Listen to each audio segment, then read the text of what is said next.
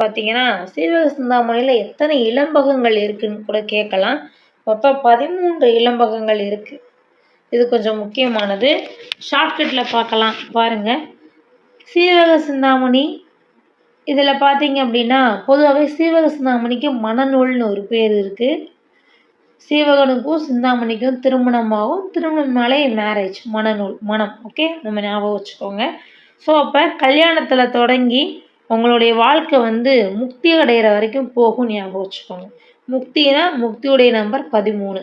பொதுவாக 13ன்றத பேய் நம்பர் அப்படிங்கிற மாதிரிலாம் வந்து ஒரு இமேஜினேஷன் வச்சுருப்பாங்க.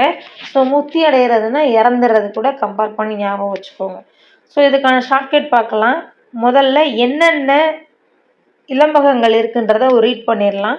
நாமகள் இலம்பகம், கோவிந்தையார் இலம்பகம், காந்தரு வதத்தையார் இலம்பகம், குணமாலையார் இலம்பகம், பதுமையார் இலம்பகம், கேமசரியார் இலம்பகம், கனகமாலையார் இலம்பகம், விமலையார் இலம்பகம், சுரமஞ்சியார் இலம்பகம், மண்மகள் இலம்பகம், பூமகள் இலம்பகம், இலக்கணையார் இலம்பகம், முத்தி இலம்பகம் அப்படின்னு சொல்லி 13 இலம்பகங்கள் இங்கே இருக்கு.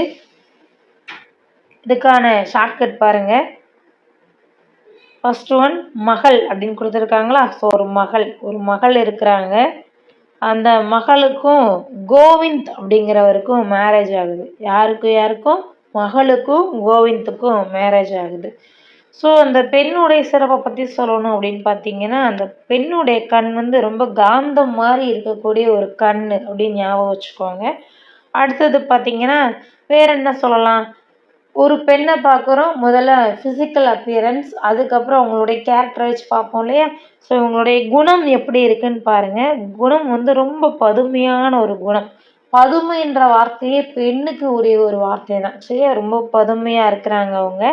அதே மாதிரி அவங்க யாராவது எதாவது சொன்னால் சரி சரின்னு கேட்டுக்கிறாங்க சரியா. சரி சரின்னு கேட்குறாங்க. ரொம்ப பதுமையாக ரொம்ப பக்குவமாக இருக்கிறாங்க அப்படின்னு ஞாபகம் வச்சுக்கோங்க. ஸோ இப்போது எல்லாருமே சரி சரின்னு கேட்டு ரொம்ப அமைதியாக போகிற ஒரு பொண்ணை என்ன பண்ணுவோம், நம்ம எல்லாருமே மாலை போட்டு அவங்கள சிறப்பிப்போம். அப்போ பார்த்தீங்கன்னா 2 பேர் வந்து மாலை போடுறாங்க. ஒருத்தர் வந்து கனகா அப்படிங்கிறவங்க மாலை போடுறாங்க. அடுத்து விமலாங்கிறவங்களும் மாலை போடுறாங்க. கனகாவும் விமலாவும் மாலை போடுறாங்க அப்படின்னு ஞாபகம் வச்சுக்கோங்க. அடுத்து பாருங்கள் சுரமஞ்சியார். அப்போ மாலை போட்டு மஞ்சள்னு கொடுக்குறாங்க. மஞ்சள்ங்கிறது ஒரு புனிதமான ஒரு பொருள் தானே. ஸோ மஞ்சள் கொடுக்குறாங்க. அடுத்து என்ன பண்ணுறாங்க, திருமணமாகும்போது அந்த பெண் மண்ணை பார்த்து கீழே தலை குனிஞ்சு இருக்கிறாங்க. கீழே தலை குனிஞ்சு கல்யாணம் பண்ணுறாங்க. அப்போ எல்லாரும் அட்சதை தூவுறாங்க. பூ வந்து விழுகுது. ஸோ இந்த கணவனுக்கும் மனைவிக்கும் இடையில நல்ல ஒரு இலக்கணம் இருக்குது அப்படின்னு ஞாபகம் வச்சுக்கோங்க. கணவன் மனைவியாக வாழ்கிறதுக்கான ஒரு நல்ல இலக்கணம் இவங்கக்கிட்ட இருக்குது அப்படின்னு ஞாபகம் வச்சுக்கோங்க. கடைசியாக அவங்க மேரேஜெல்லாம் முடிஞ்சிருச்சு, நல்லா லைஃப்பை வாழ்கிறாங்க. கடைசி அவங்க முக்தி அடைஞ்சிடறாங்க, இறந்து போயிடுறாங்க. இதுதான் நமக்கான shortcut. So once again I repeat the shortcut பாருங்கள். ஒரு மகளுக்கும் கோவிந்துக்கும் திருமணம் ஆகுது. அந்த மகளுடைய பண்புன்னு பார்த்தீங்கன்னா காந்த மாதிரியான ஒரு கண். அவங்களுக்கு காந்த கண் அப்படின்னு கூட நீங்கள் ஞாபகம் வச்சுக்கலாம். அடுத்து உங்களுடைய குணம் பார்த்தீங்க அப்படின்னா ரொம்ப நல்ல ஒரு குணம், பதுமை சரியா. ஸோ ரொம்ப பதுமையானவங்க. அவங்க எல்லாம் என்ன சொன்னாலும் சரி சரின்னு கேட்டுப்பாங்க. கனகாவும் விமலாவும் வந்து மாலை போடுறாங்க, மஞ்சள் கொடுக்குறாங்க அவங்கள்ட்ட.